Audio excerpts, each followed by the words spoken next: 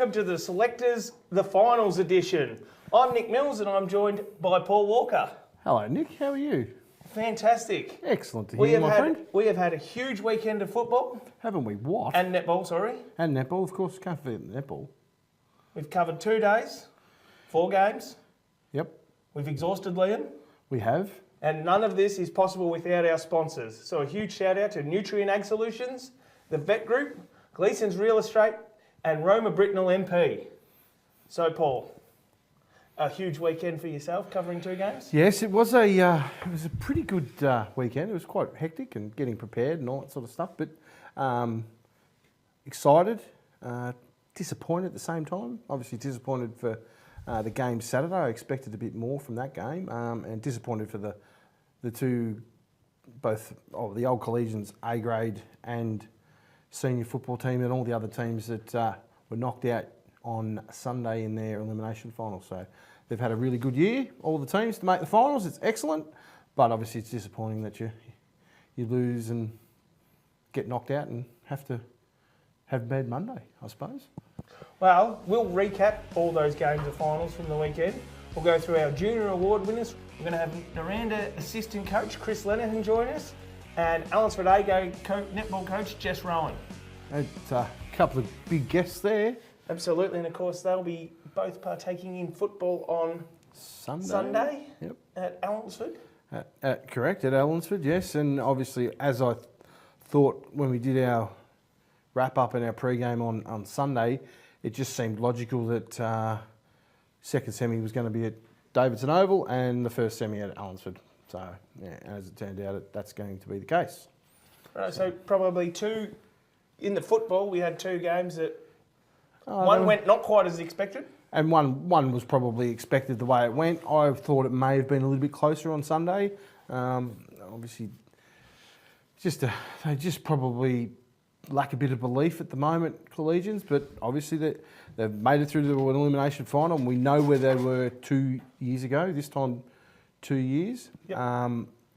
They gone through the season without winning a game, then won a couple, then obviously won 3 or 4, 5, I think it might have been 5 or 6 last year. So, well, we might go back to Saturday's back action. to Saturday, yeah, for sure.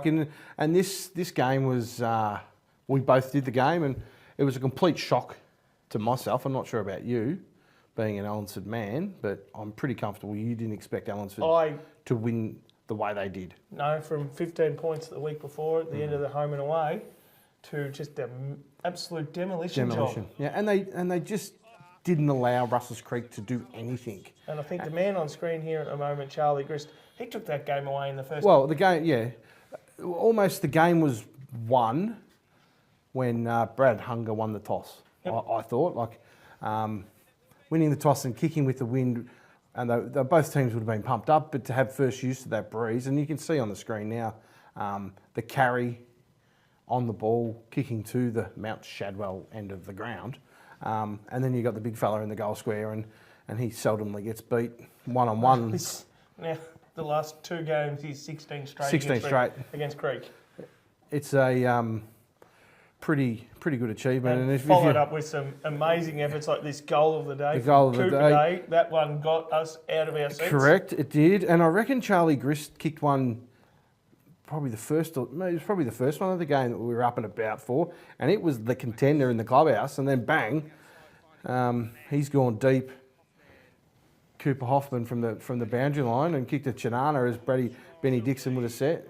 It was a snap that became a drop punt, then became another snap, so it went through. So it was I think they kicked 6 goals to nothing in the first quarter, and there was a miss down the far end, and every other. Well, vast majority of the time, you probably would have kicked that goal, young Richard Glover. But I think the moment got the better of the young fellas. So, but then Creek came back and had a crack. They kicked the first 2 goals of the term through McLeod, and I can't remember. I thought McLeod was going to take that game away. It was within a minute and a half. Yeah, it was. And he was having his second shot. Correct.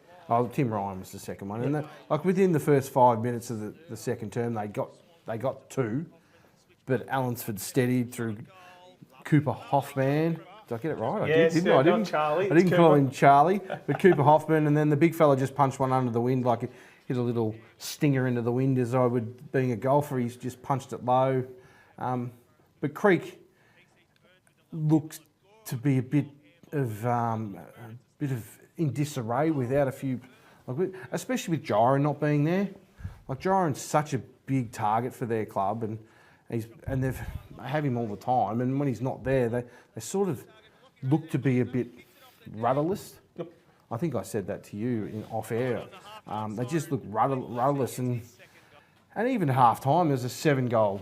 It was only a 7. It could have still gone anywhere. Half time showed that they weren't anywhere near what their coach expected. They never went into the rooms, which we couldn't get over. Which is interesting. I'm not sure why Dylan did that. I will probably ask him next time I bump into him and say, why did you actually do it? Because I don't think you're going to achieve anything by it. But in the third quarter, they just came out, they were flat.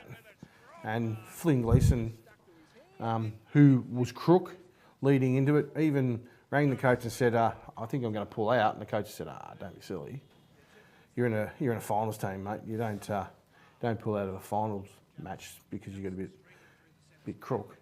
Unless you... It was the best quarter of football I've seen Flynn Gleeson play. And you poo-pooed him about the size of his calves and all that sort of stuff, and he made you look like a fool, Absolutely. which isn't hard. It's not hard. But yeah, like this Allansford team is pretty well drilled. And if you see here, no, the TV's not broken. Robbie Hare did pass it inside forward 50 to Cooper Day, which is what you've said all year.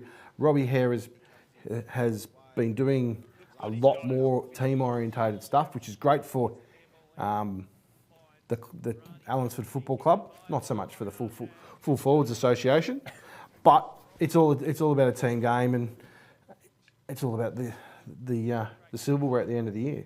And if they keep going the way they're going, they're going to be in the hunt big time.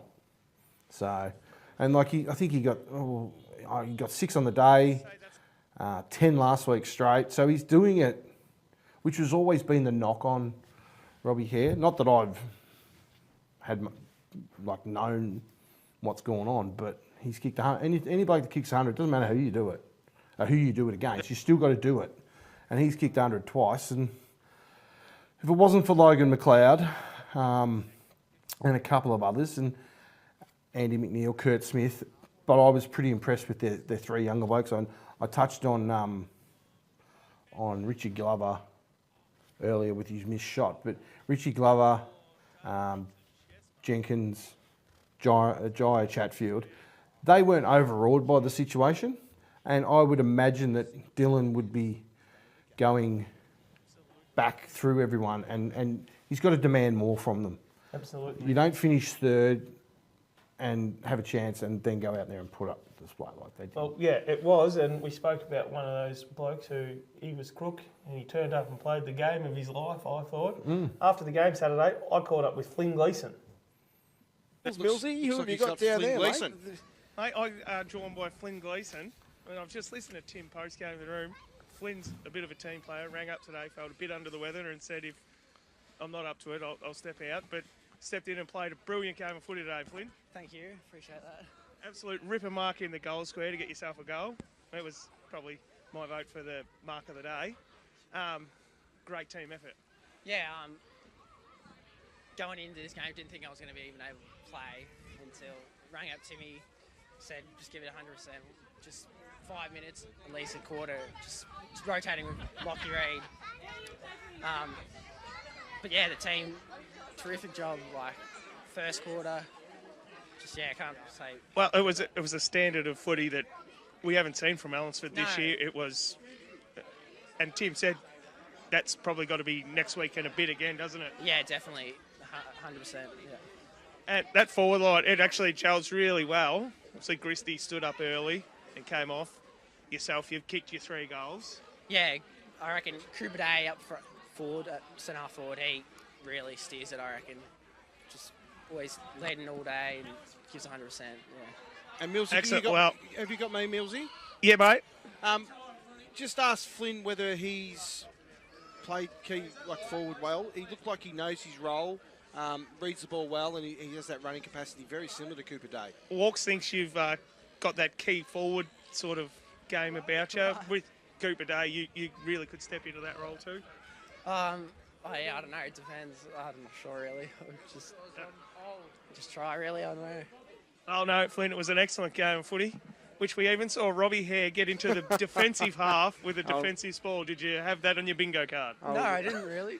I don't think many people did. I saw him up forward, half, nearly the back line, so that was pretty rare to see. He was forward of, he was defensive Oh side well, of the Finn, centre circle. you go rest, recover, relax, and all that. And Recuperate. good luck next week, mate. Great, thank you. Good on you, Millsy. Job, Nick good Mills man.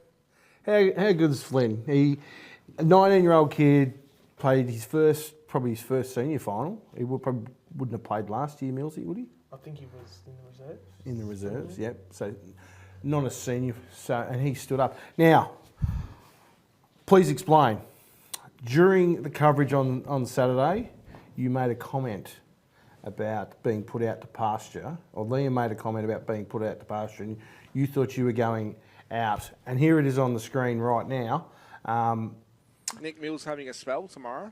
Having a spell, gone to the paddock. I was hoping I was being put to stud, but no, just a spell. As Kurt Smith takes it out of the middle. It's smothered off the boot there. Brady takes it, caught, and Brady follows up his hard work. Wow. He's done well. You two have lost it. Throw up, gents. Kicks out wide. Glover cuts it off. Glover just takes his time. Shout out to Stace. So, can you please explain to the viewers, myself, and obviously the greater public and Liam, have we got the stud fee Well, figure yet? there's a few factors to throw in, Paul. Okay. I'm a triple threat, Triple threat. short, fat and bald. Short, fat and bald. Yep. So the lawyers and the money men are still working on that. We Okay. might have that breaking next week. Yeah, it was very entertaining. I was just blown away by it. To be fair, Liam gave me a microphone, and whatever comes out, comes out. Yeah, well, that's fair too.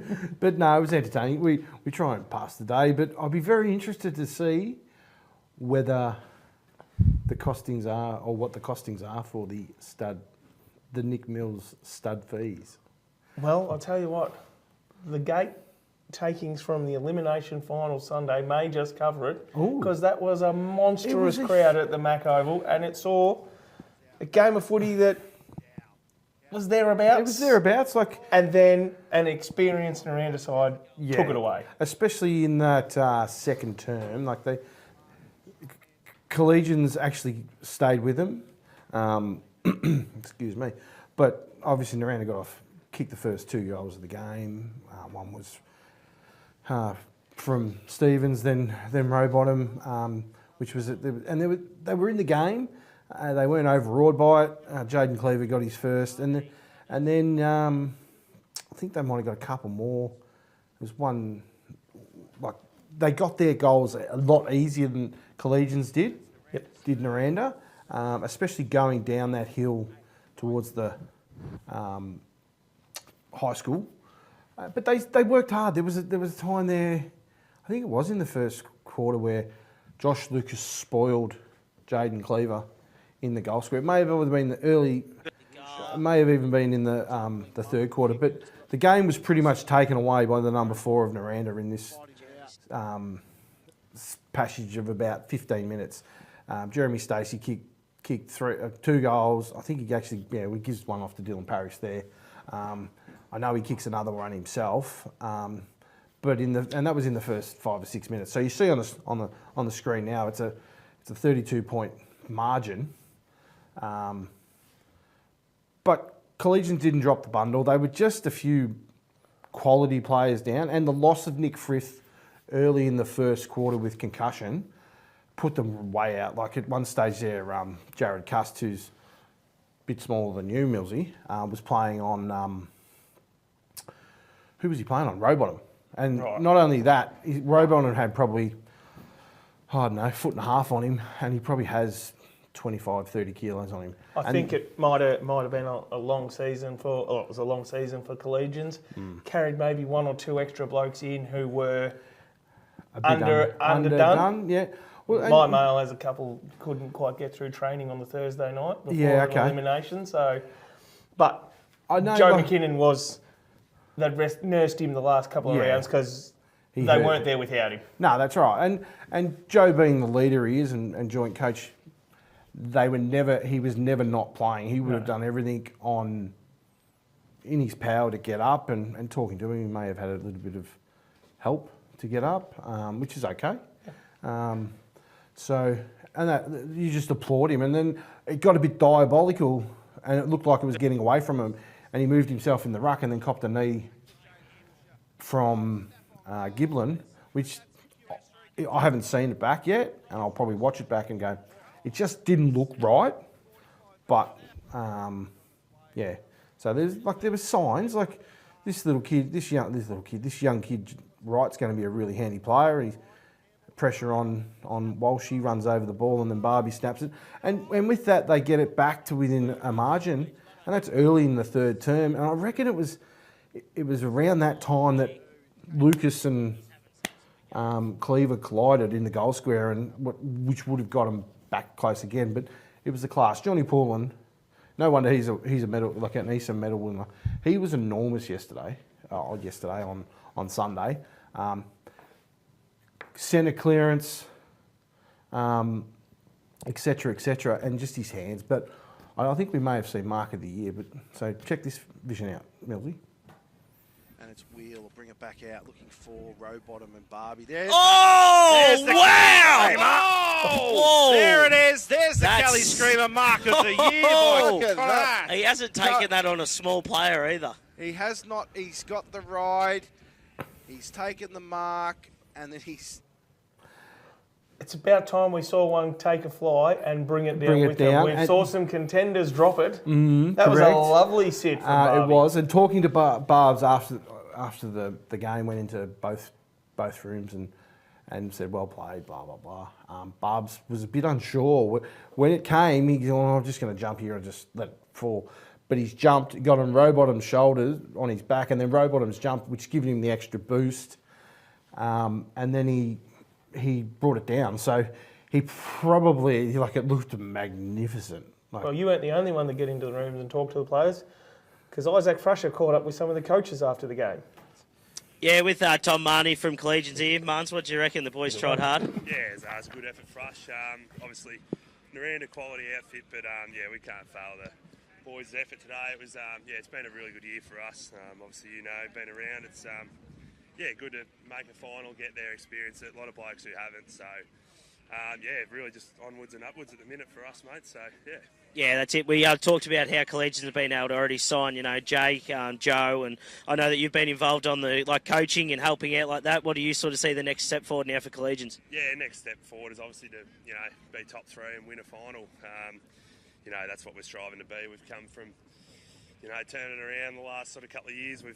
2 years ago we were losing games by 100 plus points, and now to be able to play in a final, take it up to a really good quality outfit. A lot of positives to take out of the season. So for us, now it's to get to work over summer and be back bigger and better next year, mate. Absolutely. Thanks very much. Good to hear from Tom Marnie. He was probably also a bit stiff not to be playing like Isaac. He played a few games this year. He was in the best players against Creek out at the MAC late in the season. So if he can get himself fit, Tom Marnie could actually fit in there as well. So, well, something else happened to finish off the weekend, or start the week. Start the week, whichever way you want to look at it. Depends how your work roster is. But last night we saw the junior presentation night for the League Awards. Yeah, Monday night was the awards, and obviously the 3 junior grades were capped off, and we've got the results here. And Malachi Draffney claimed the best and fairest with 17 votes, edging out Jack Crease and Paddy Bly from South Rovers. Colby Chatfield wins the goal kicking, and Tully Matheson won the Rising Star in the boys under 18s, which is fantastic. In the netball, that didn't happen, because for the second year running, Ali Christoforou took out the league best and fairest. Yeah. But she wasn't in attendance because she was at home sick. Again. So Fitzmedia's very own Bridget Foster, who loathes the limelight, jumped up on stage with Ali on FaceTime and they had a quick interview over the chat. phone. Well, that's good. Ali took that out with a dominant 41 votes over Fleur Marnie from South Rovers and Olivia Lenehan. Yeah, and moving on to the under-15 boys, Nirranda's Leo Beasley took out the best and fairest on 33 votes, which is a huge number. Runner-up was Damon Warburton and Lucas Boyle, who, my information is Lucas Boyle finished third in the best and fairest, which is a huge effort, especially the fact that this season was only second season of football. So that's a pretty good effort. If my memory serves me correct, soccer player. So, and the South Rovers player in Reece Shepherd was the leading goal kicker with 53 majors, which is a pretty... And he can kick the ball a long way. You've got to kick like a mule. Well, in under 15 netball, Sienna Ballinger continued her breakout season. She won in the last round. She won by a vote. Won by a in vote. A very, very close count. And didn't she win the Rising Star in the 17s? She was also named the Rising Star of the Netball League, so she's played senior netball this year, and we'll ask Jess Rohan about that later, but has slotted in seamlessly there. Yeah. League Best and Fairest, Rising Star. She's made the talent identification squad. The future is very bright for young, and from a lovely family to boot. Yeah, okay. Sounds like she's a very talented sportswoman. Absolutely, and second place was Harriet Ritchie from Nirranda, and Taya Hanegraaff were close behind in, they might have been equal second, I believe. Yeah, I think so, runner-up. And Olivia Anderson from Allansford won the Sharpshooter Award with 325 snags. Snags? Snags. They're snags in netball, are they? They are now. They are now. Under 13 boys, Jed Watson from Timboon dominating the best and fairest. Won on 30 votes and also won the leading goal kicker as well, which is a huge effort. Ruck forward type player, so under 13s, he's still got a fair way to go to get into the 17s and push for senior selection. Son of Ashley, Jacob Dance was second, and Timboon's Dennis Nicholson ran out the top three in the under 13 boys. So a lot of clubs there that have missed finals in the senior football side of things, but have got kids coming through for the future, which is great. Well, the consecutive continued in the under 13s with Nirranda's Jade Byron securing her second medal. She polled 40 votes over Chloe Burley and Timboon's Elise Quarrell. Russell Creek's Ella Henriksen was unstoppable in the goals, taking the Sharpshooter Award with 459. 459. That would be a good season with the cricket bat. I don't know, playing netball. That's a season with a backboard, let alone just a ring, I think. 450 goals for the year. That's amazing. So a huge shout out to all those winners and place getters. Yeah, and congratulations. And a lot of congratulations goes to the kids. But well done, Mum and Dad, and to the coaches of all the boys and girls that have played netball and football during the course of the season. You do a magnificent job, and obviously the kids wouldn't get to where they need to be without Mum and Dad, and obviously with their coaches and the volunteers getting the teams off the ground. So well done to the volunteers as well. Well, from one presentation night to the next. Next Wednesday night, the Selectors are going to be live from the Eastern Medal. I'm very nervous. I'm very, very nervous. It hasn't happened yet. It did happen on air at halftime on the weekend, but it wasn't by me, so it's okay. So fingers crossed we can continue the run, that nothing comes out that shouldn't. Excellent. So we'll have all the award winners and few interviews.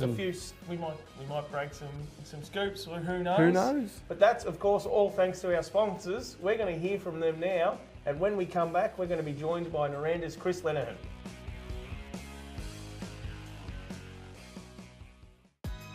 When it comes to your roof, you want it done once and done right. At Elevate Roof Plumbing, we take pride in every project.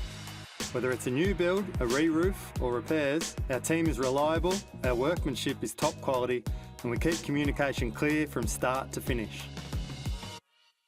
Local, trusted and committed to getting it done right the first time. Elevate Roof Plumbing. Quality roofing you can count on. Hi, it's Dee from Solomon's Flooring and Blinds. We are slashing 15% off carpet, vinyl, curtains, blinds, shutters and more. That's 15% off. Now is the time to save. Book your free measure and quote today at Solomon's Flooring and Blinds with National Tiles, 1050 Raglan Parade. At SHB Wealth Advisors, we believe in empowering our clients to own their future. We do this by partnering with the best financial advisors to deliver great advice. We are part of your local community and are active supporters of sporting clubs throughout Warrnambool and Port Fairy, providing a range of wealth advice to assist you with every aspect of your financial situation. SHB Wealth Advisors. Investing in our community, investing in you. Netflix plans start from $7.99 per month. You pay $12 per month for Stan. Disney Plus costs $15.99 per month. And some news subscriptions cost $20 per month. Southwest Local News and other programs on Fitz Media Live are free for you to enjoy, but we need your support. Set up a voluntary donation of as little as $3 per month, and you'll be helping us continue to keep local news and public interest journalism free for our community to ensure we can keep you informed now and for decades to come.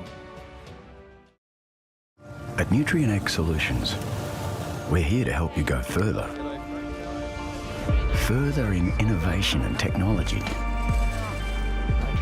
Further in advice and solutions. Go further for the community.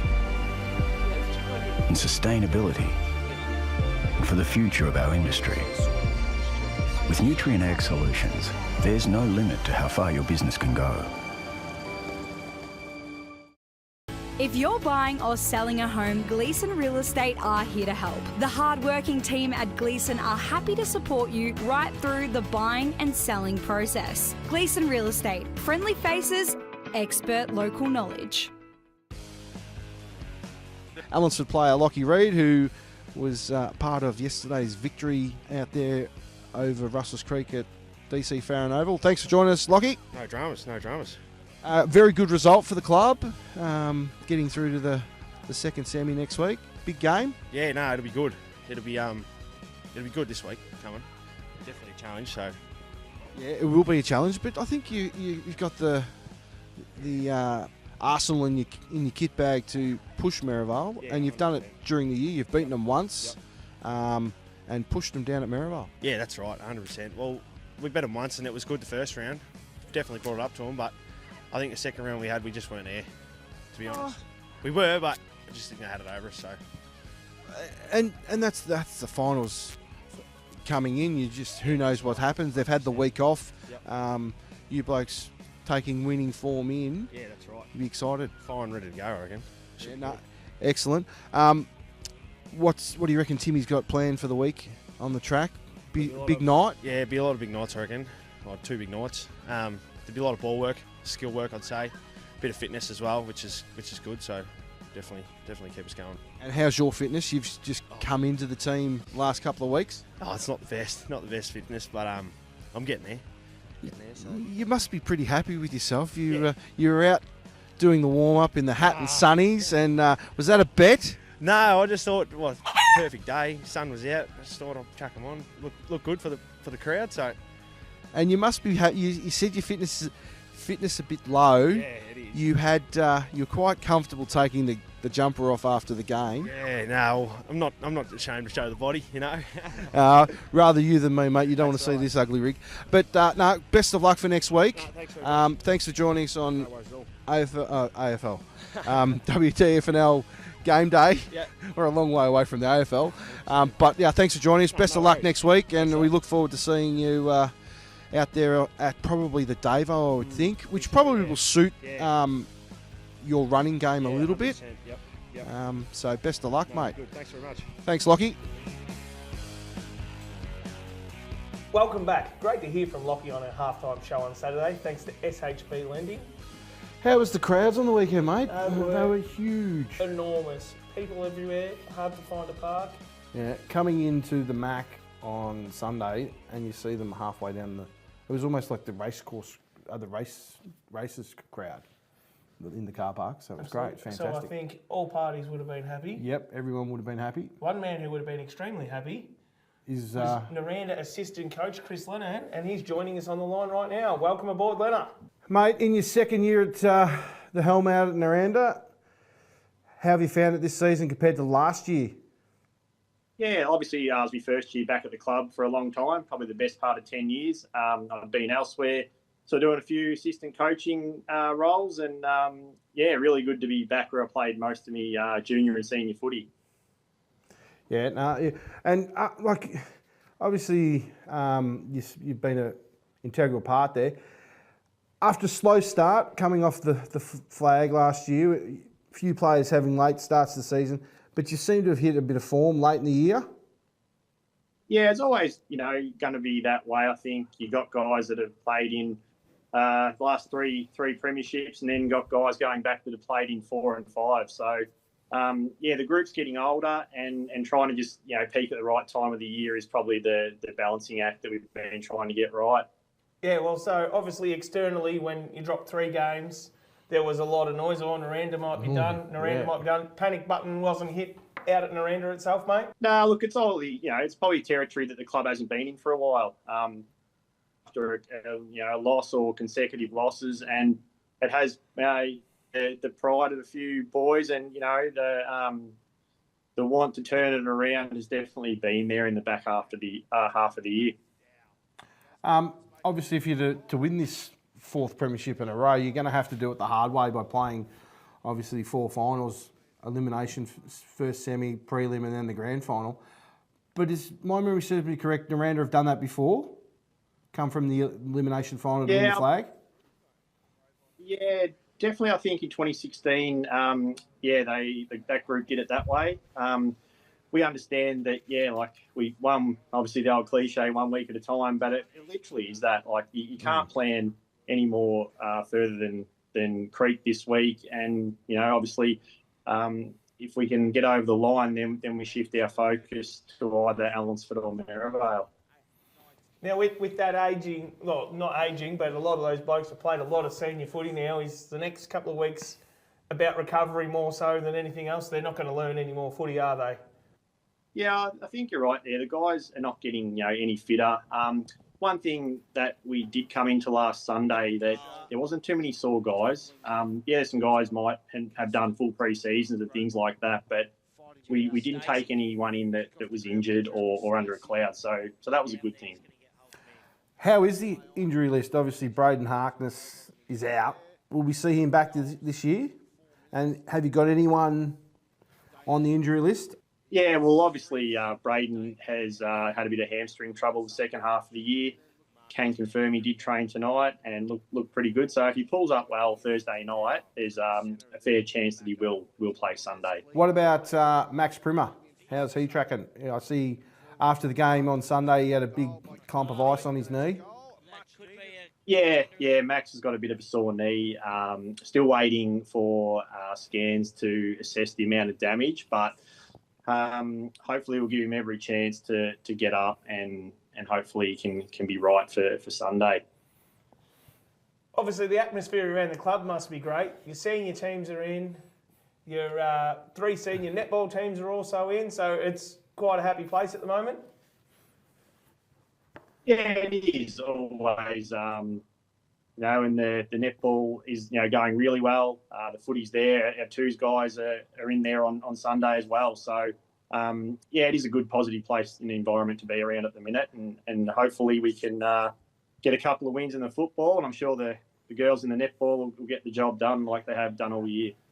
Can we see a rabbit being pulled out of the hat if the seconds get beaten on the weekend and the first get through to the prelim, with one T Graham maybe getting a start in the prelim?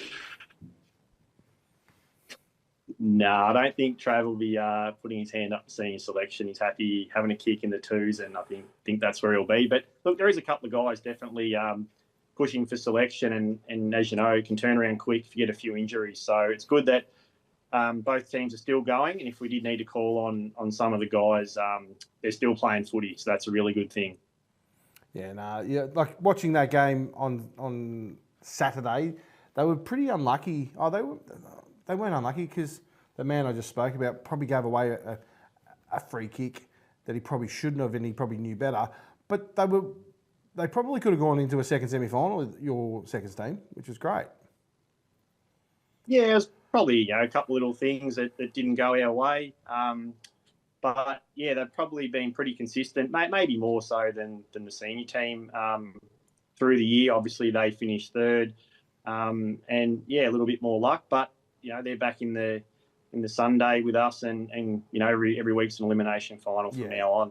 You just got to keep winning, as you said earlier. Winning form's good form, and if you don't lose another game for the year, you're going to be premiers again. Simple as that. Yeah, that's how it is. But obviously, we play Creek this week. We had a preliminary final against them last year. Both teams are still thereabouts, and I went and watched them up at Mortlake, and a big ground up there. Is totally different to Allansford on Sunday, with possibly a fair bit of weather around. So, although we got a good look at them, the conditions are totally different this weekend. You never know, though, Chris. It might actually improve. We can only hope. So yeah, I reckon we'll be lucky to be like last weekend's weather. It was really good. It was a cracking weekend for football. But yep. Mate, thank you for your time. You've come straight off the track to give us your time tonight. So thank you very much. Thank you very much, Chris, and we wish you all the best for the rest of the finals campaign, mate. Yep, no worries, guys. Thank you. Thanks, See you Lena. over the weekend. Well, it's great to have Lena on. Now it's time to talk netball. And on Saturday, Allansford came up against a formidable Merivale side in a close game. It's a big selectors welcome to Jess Rohan. Hey, Jess, how you going, mate? Good, thank you. How are you? Not too bad at all. Tough loss on Saturday. Must have been a good battle, though. Close game. Yeah, it was. Merivale always a good fight for us. So, no, it was a good game, regardless of the score. So, we'll take what we can out of it, and we'll improve for this week's coming. Yeah, no, fair enough. You've matched up pretty well against Dennington. You've played them twice during the year, pinched them both times, or getting them both times by about 6 goals in both games. And they'd be chock full of confidence coming into the first semi, coming off the victory on Sunday. Yeah, no, they are a great side. We do match up well against them as well. They've got great height from one end to the other. So it'll be a good game this Sunday. Hopefully we get the win, but yeah, see how we go. Millsy? Well, we spoke to you last time. Actually, the last time we spoke to Jess, we were about to take on, they just played Dennington, they were playing Dennington. They were about to, weren't they? Yeah. Obviously, yourself and Emma Stacey are set up quite well back there in the defensive half. You really gelled together well in that second half of the year, I think. Yeah, no, it is good working with Emma. Obviously, having her there in goalkeeper, I think I rely on her a fair bit so I can go out and hunt a few balls. But no, it is good to have Emma. She's been great this year for us, and yeah, we're lucky to have her. No, very good. Where do you think the game will be won on Sunday, or lost for that matter? I said, where do you think the game will be won or lost on Sunday? I don't know. Don't know. Don't know. If she did, she'd be a genius, wouldn't she? Absolutely. She wouldn't have to play. No, that's right. She'd just get it done. Now, we spent a bit of time earlier wrapping up 2 more of the girls who've played with you this year, obviously. Ali Cristoforo taking out the under-17 best and fairest. And, of course, Sienna Ballinger taking out the under-15 and the Rising Star Award. Now, you've given her a couple of senior games this year as well? Yeah, so both Ali and Sienna, we've had Ali all year in A grade with us, but Sienna stepped up and played a few games, which we're very lucky to have both of the girls. They've got great talent. Sienna being defender and Ali pretty much playing wherever we throw her, which is really nice and handy. Definitely the club's very lucky to have both them girls. And it holds the club in good light for the future. These young up and coming juniors coming through the ranks, being so competitive and successful at a junior level as well, which is great. You'd be loving that as a coach. Yes, it's very nice. Very nice excellent. to see. How's the ankle after Saturday? The ankle's fine. You did Bit of a seem to have a stinger, bit of a limp up. Was that real, or was that just because you walked past the commentary box and Isaac was sitting in the No. front seat next to me? No, I just had a bit of a stinger. It's fine. Yeah, no, Definitely ready to go. It's not all doom and gloom at the moment. You've lost the qualifying final, but you had the second chance. What happens this week? How do you go about it? You and Stacey get your heads together and go hard on the girls, go light? Or you say, Stacey, you take training, I want to join in. How does it happen this week? Oh, I reckon Stacey's got us covered this week. Just from the feedback after the game, she pretty much just said, we'll do this, work on a few things, and yeah, looks like I'm training this week. But let's be honest, Jess, you don't have to throw the baby out with the bathwater. It wasn't a big loss because you've come up against Eddington twice and beaten them twice. So then got to have a look at the head-to-head record. And to beat them twice during the year, it should hold you in good stead for the come Sunday in this first semi. Yes, hopefully. Well, Jess, thank you very much for joining us. Good luck this weekend and for the Cats for the rest of the finals. Cheers. Thanks, guys. Thanks, Jess. Now we're going to look ahead, Paul, to this week's semi-final action. It'll be at the end of this weekend. We're going to know 2 grand finalists, Millsy, and we're going to lose another team for the 2025 season. So Saturday in the football, Merivale versus Allansford at the Davidson Oval, and Nirranda versus Merivale at the Davidson Oval. Funnily enough. So they should both be cracking games. Now, you've gone ahead and you've done a bit of homework, mate. Done a bit of homework, as I like to do. I sort of touched on it over the weekend, and obviously with the Merivale not having had the weekend off, I went with barometers.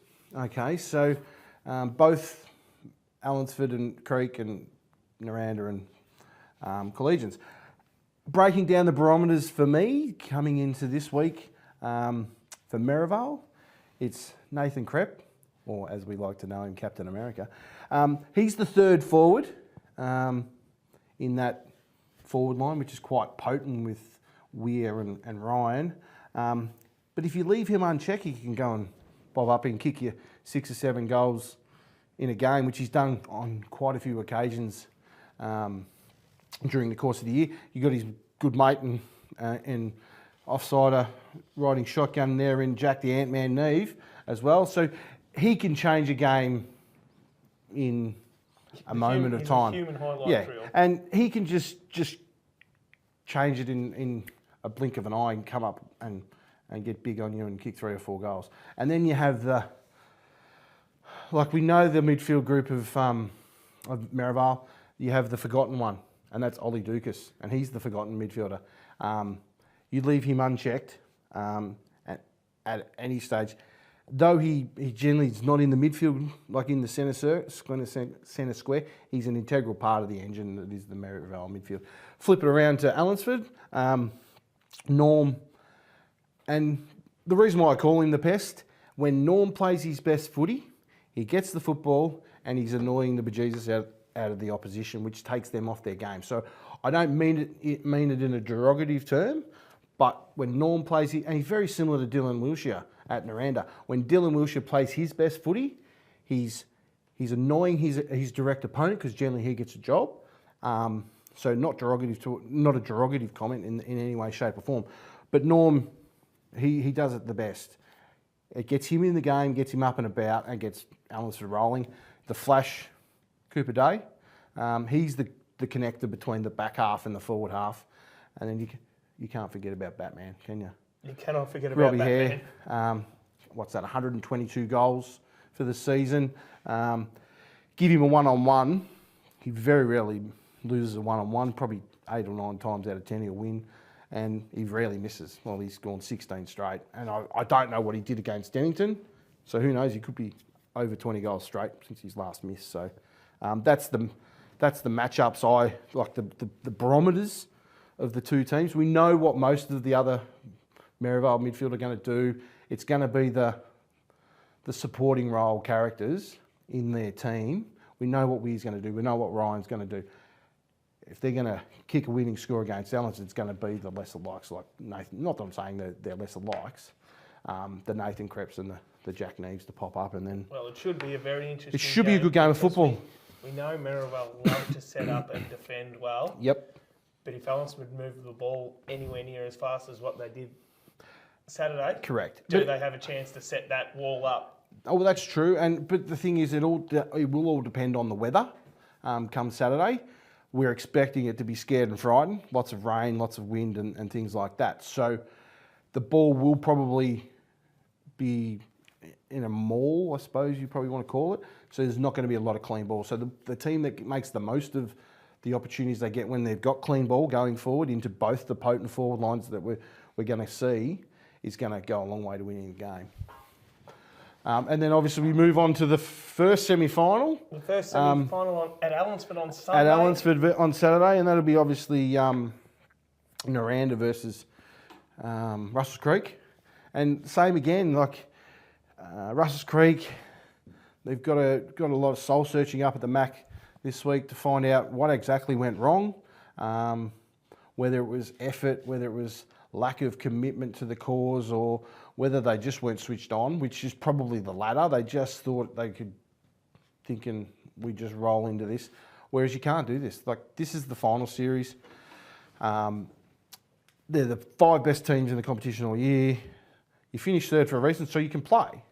We're not saying that, but you've got to bring your mental focus straight away. So, and a team with Niranda's finals experience, you correct. cannot be You lucky. you can't be off at any stage, so you've got to be with it. So the barometers for them, I'll start with the captain, the inspirational leader of Creek. He would have been disappointed with last week's effort by the team, and he wasn't himself. Obviously, he played his 150th game for the club, so he just leads up at the ball. He leads from the front, and then you've got the brothers Chatfield.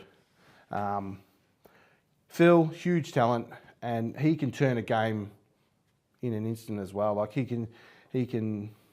just such a dynamite, electric footballer when he plays.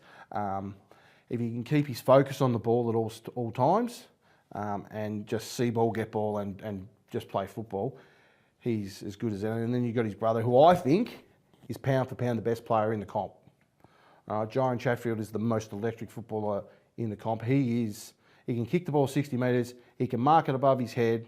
Hopefully we get to see him this weekend, missing last week, which Russell's Creek missed him. They just missed his presence out on the ground. Even if he was on one leg, he still would have given them a presence. At least they knew where the ball was going. They get in the middle of the ground, they went sideways because they didn't have Jyron coming up at the ball like he does. And he's just a rare talent. So yeah, they were forced to They would- find a different way forward. a different avenue. Jyron gets it up the ground. He's His going kick to gets it at deep entry. Doesn't That's it? right, and he'll wheel it around, and he's like his brother. He gets it, and I said in the call, Phil looks lost out there because his brother's not there, and it's very Cracker-esque the way they play. Like Phil will get it, and he'll just kick it, and Jyron will just generally know where it's going without him, and it's just that sixth sense brothers have. Yep. So I'm looking forward to both games. I think they'll be better games than the week before. The weather will probably bring them closer together. There won't be a blowout as what we saw at Mortlake on Saturday. So be really interesting, exciting weekend ahead. So that's Russell Creek. Now their opponents, once again, I've got 3 in mind. James Wilshire, the Rolls Royce midfielder.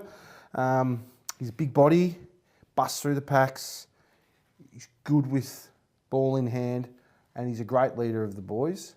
The second one is Louis Q, very damaging halfback, sets up a lot of play. Was a bit quiet on Sunday, so I expect him to lift against Russell's Creek. Now, if this bloke comes up, which, judging by the way Chris was talking, got through training tonight, Braden Harkness, he's the quarterback. Give him space at your own risk. Question mark whether he'll come up, but you give him space, he'll catch it at ribbons. So they're the 3 from each of the 4 remaining teams left in the finals. So see how close I go. Excellent. Of course, you can catch all that action on Fitz Media Live and through the Facebook page. Through the Facebook page as well, yeah. This is actually the final weekend of the Fitz Media Live app. Yeah, so I believe. But So I think Liam's got some few things in the pipework coming through, bigger and better Some for the very future. exciting things coming ahead, just to expand on his local sports coverage and local news. Mhm. So the app's getting a complete rebuild. So make sure you tune in after Yeah. this weekend via the Facebook page. And like, obviously, it's great that we're doing that. We've touched on the footy. We can also touch on the netball. Like, there's some who's who on the netball some side stars of across things, the court. and it could be any of a number of the netball girls. Like, you've got the pinch hitter. Like we were asking before, where's Steph Townsend been playing? And you said she's been pinch hitting wherever she needs. You got Lily Eldridge, Chloe Marr, Nirranda. Alicia Sobey, she's a jet, and she's probably my tip for the medal for the Wilma Wallace. You've got Jess. We had Jess on before. Like, she's a star in her own right too. There's a couple of others, Lily Schramer, and then you look at obviously Merivale as well. Peyton Noonan, Chloe O'Flaherty. They're all good players, and they're all names that have been around for a long period of time. So they have the experience to bring the other teammates into the game. So it's going to be an exciting weekend of finals, both football and netball. Can't wait. Absolutely. Now, Nick, it's time to get serious, because it's that time of the night for the post-game speech. Bloody men, fair dinkum. Everybody can't have it free running all the time, can they? It'd be beautiful if we could go out and away we go. If you missed last week's show, I got very emotional about cars and e-scooters. This week, it's your turn. You know the drill. You get 1 minute to get something off your chest, and your time starts now. I want everyone to put their thinking hats on. Like most leagues, the WDFNL awards life membership to those who have played 200 senior football or A-grade netball games. In other words, the only qualification is skill. Now, bear with me, Paul. Okay.